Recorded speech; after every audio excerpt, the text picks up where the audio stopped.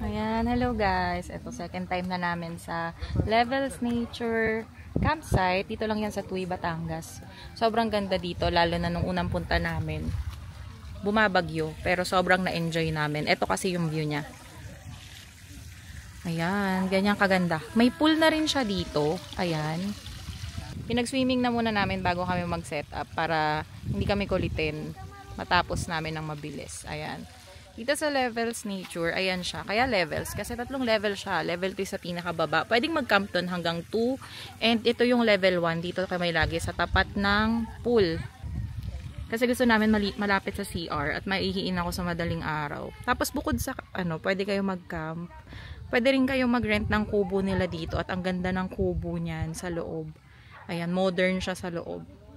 Kompleto yan, naka-air condition na rin. Parang nasa 3,500 per night yung 3 packs. Nasa 7,000 yung 6 packs. Meron din silang 10,000 per night. 10 packs yung kasya doon. And alam nyo ba, ang ganda dito. Ito, may shower room sila. Ayan. Tapos, ayun yung toilet niya. Merong 2 cubicle. Babae sa harapan, lalaki sa likod. At ang isa sa nagustuhan ko dito, ang ganda ng sink nila. Ayan. Kasi ang lakas ng tubig. Ang ganda ng water pressure nila dito. Tapos ayan nga, talaga makakapaghugas ka ng maayos ng mga plato-plato nyo. Meron din dito nung griller. Pwede kayo manghiram. Para makapag-barbecue kayo, ihaw-ihaw kayo. Ang ganda ng weather ngayon. Maaraw pero hindi ganon kainit. Ayan yung mga kubo. Pero kami, decide kami mag-camp dahil excited kami at kabibili lang ng mga gears. So tara, set up na tayo. Ito yung mga gamit namin. Meron kaming 1, 2, 3, 4, 5, 6, 7 na black bags. Kasama na to. Counted na siya sa bags. Ayan, yan yung mga dapat na hindi namin malimutan. Kasi nandyan ng mga importante. Pero ayan ang mga mahalaga namin. May cooler, yung tent, yung kutsyon namin, inflatable. Tapos nandito yung mga gamit namin.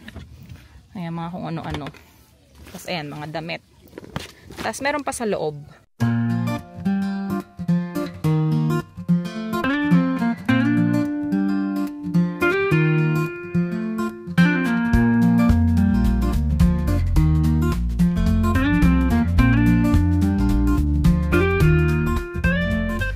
Mabilis lang nagagawa yung tent namin kasi automatic siya. Kaya siya kahit isang tao kung tutuusin. Pero syempre kung gusto nyong mas mabilis pa, siguro kaya siyang iset up mga 10 to 15 minutes lang. Ang suggestion ko kung bibili kayo ng tent, wag na manual, automatic na, mag-invest na kayo sa automatic kasi mabilis talaga siyang iset up. Sobrang dali. Pegs na lang, yan na, okay na. Ito yung view namin. Kita namin yung mga bata habang gumagawa ng tent, habang nag-aayos, nag-set up. At kita rin namin yung view na sobrang ganda. Tapos andito lang yung sasakyan kasi nga, wala lang. Ayan, madali. Dahil nandyan yung mga hindi gano'ng kailangan gamit, in case kailanganin, makukuha siya agad.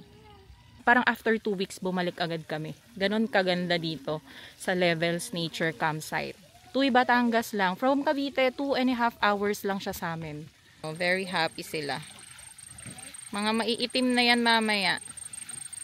Tapos ganyan yung itsura niya, o diba? Merong tambayan sa harap. Ayan, tapos isa-set up na lang namin yung gamit sa likod. Pero yung mismong tent, canopy, okay na siya lahat. Mabilis na mabilis lang siya. Set up tayo sa loob. Ayan, ganyan siya kalaki. Tapos, ito yung pinaka-bedroom niya. Keep hike, sa Shopee lang siya. Inflatable yan, hindi mo kailangang i-pump ng manual kasi automatic na rin. So, puro automatic ang pinagbibili namin. Para hindi kami pagod sa pagse-set up pa lang.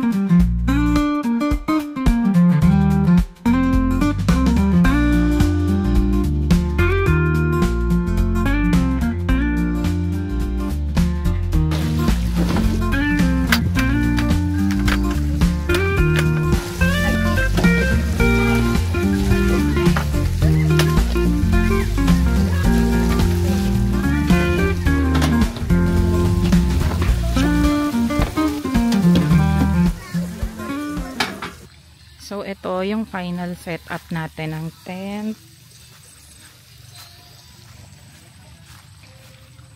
Dito lang sa labas yung kitchenan.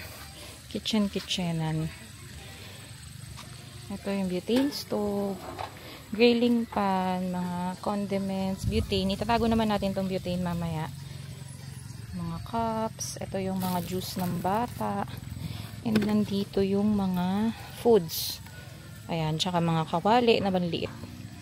Mga condiments pa. Ano pa mga nandito? Plates nandyan din. Ang blue tea. Ayan, dito maganda siya. Pwede siyang mag-charge dito sa ibabaw. Papatong mo lang yung phone. Tapos ito yung cooler natin. Mountain hiker. Maganda siya. Kahit 2 days, frozen pa rin yung mga meats. Ayan, black dog yung mat natin. Ito sa Shopee. Sa Shopee naman siya talaga lahat. Itong fan natin, ayan. Orashare yan. And, maganda dito. Rechargeable siya. May ilaw siya sa gilid. Ayan, Jisoo Life to. Ito, proven na namin to. Matagal lang nasa amin yan.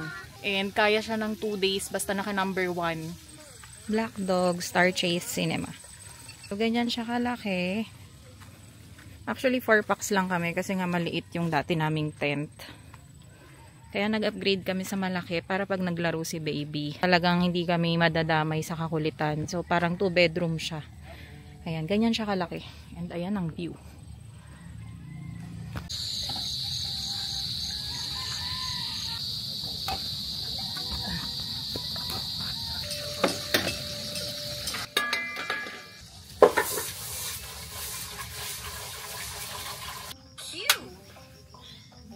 Init na lang.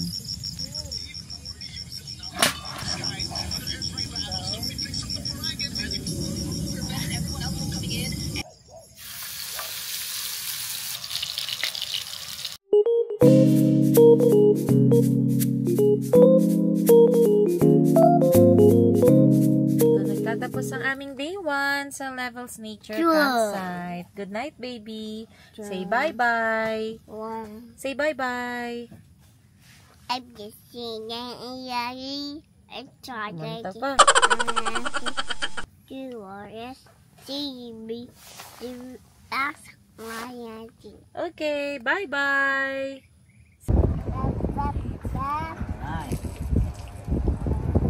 Mga nakuha niyo sa ano, sinulit ang entrance sa Levels, namitash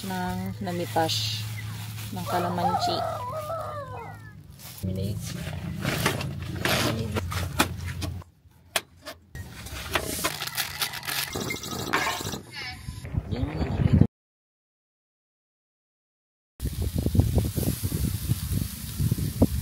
Ganda ng pool nila, sobra.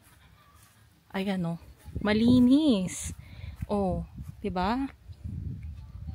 Ang ganda ng pool nila, ang haba. Tapos imagine nyo ganito yung view nyo sa pool. Oh, ayan, Mount Batulaw. Sobrang ganda dito. Lalo na sa umaga, mafog yan, mababa yung ano niya. Ulap ayun dun sa bundok. Ang ganda oh ng pool, sobrang linis, 'di ba? Yan, maasikaso yung mga ano dito, mga tao. Ayan, tapos dito, ito yung pool, may pambata, may pang-adult. Ito lang yung camp namin. Say hi, Artius! O, ayan yung camp namin. Naka-open lahat kasi sobrang init. O, ang ganda ng view. And this is how we end our day 2 camping at Levels Nature Campsite, Tuy, Batangas. Ang ginawa namin maghapon is makipaglaro sa mga bata, tumambay, more on family time talaga. Dagdag to sa core memories ng buong pamilya namin. So see you on next camp. Bye-bye!